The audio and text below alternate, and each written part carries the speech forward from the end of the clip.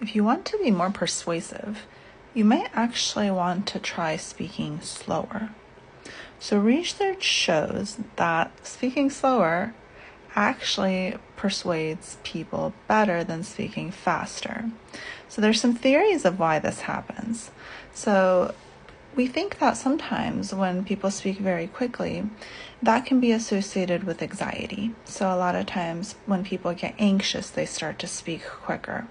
So the idea is that perhaps we think that people who speak slower are more self-assured, have more confidence, and are kind of able to articulate their words in such a slow way because they're not so nervous to kind of get everything out. Additionally, it might just also be related to that when people speak slower, the information has more time for the other person to kind of digest that information. And so they actually are able to intake all of the information that's being relayed to them. So whatever the reason, and oftentimes when psychologists do studies, we actually don't really know the reason. We just know that this exists. And then we form some theories around the reason, and then we say more research is needed.